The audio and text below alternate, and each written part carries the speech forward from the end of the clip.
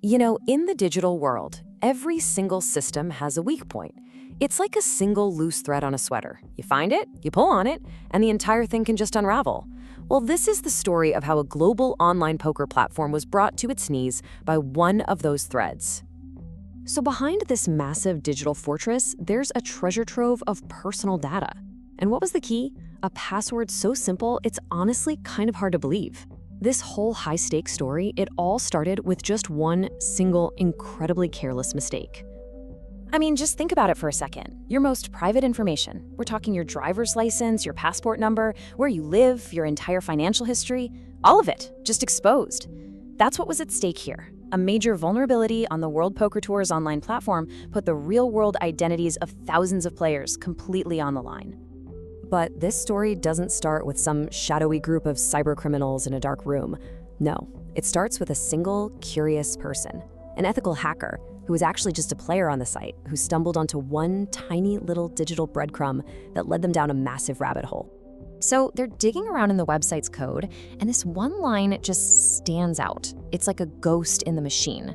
It's a URL, and it's pointing to a server in China. Now, for a US-based company like the World Poker Tour, that's not just weird, that's a huge, blaring red flag. So what was this thing? Was it just some old, forgotten piece of code left over from development? Or was it something more, like a deliberately placed backdoor? I mean, you have to find out, right? That's a thread you've just got to pull. And just like that, the investigation was on. The very first step? To see what other secrets this really strange and mysterious domain was hiding. So with just a few keystrokes, the hacker basically unleashed a digital bloodhound, telling it to go sniff out every hidden corner of that domain.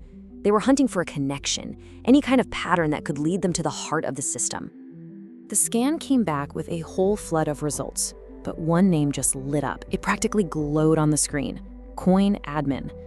Now that sounds interesting, doesn't it? That sounds like a login page, a digital back office.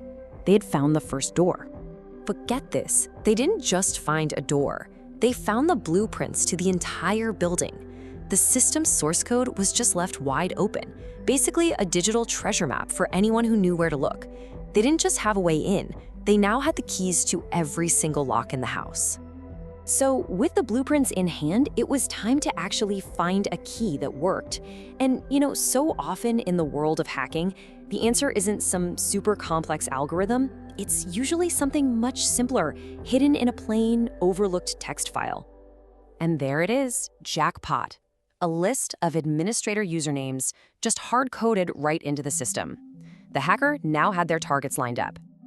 So, the game is on. You've got a username. What's the next logical step? You start trying to guess the password. And since this was just a development server, you always start with the absolute basics.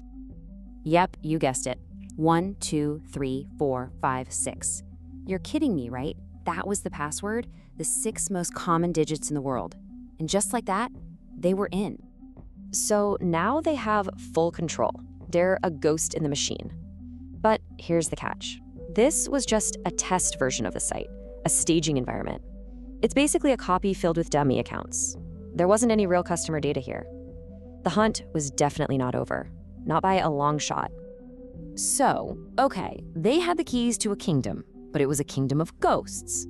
Now it was time to find the real castle, the live production server where all the real data was stored. They find the real admin panel on the main website, they try the exact same username and password, and it works. But just as the door is about to swing open, another lock clicks into place. Two-factor authentication, the final guardian of the fortress. Right, two-factor authentication, or 2FA. We've all used this. It's that extra code you get on your phone when you log into your bank or email. It's supposed to be that final, critical security layer that keeps the bad guys out. But remember those stolen blueprints? This is where they became the secret weapon. The hacker had already found a fatal flaw in the source code. It was basically a way to change anyone's 2FA settings for any user without even needing to be logged in. It was a digital skeleton key. And with that, the final wall just crumbled. They used that flaw to hijack the admin's 2FA, enrolled their own device, got the code on their phone, and punched it in. They were in. They had complete control of the entire production system. The kingdom was theirs. So this is the moment, right? They're in. They have access to everything, and this is where the story takes a huge turn. It goes from being a digital heist to a digital rescue mission. To prove the data was real, the hacker did something simple. They searched for their own username in the system. And there it was, their own life, their own identity, laid bare on the screen. In that one moment, the game was over.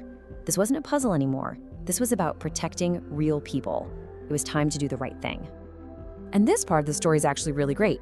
The hacker reached out to the company, and to their credit, the World Poker Tour acted fast. I mean, look at this timeline. Within just a few hours, they were talking to leadership.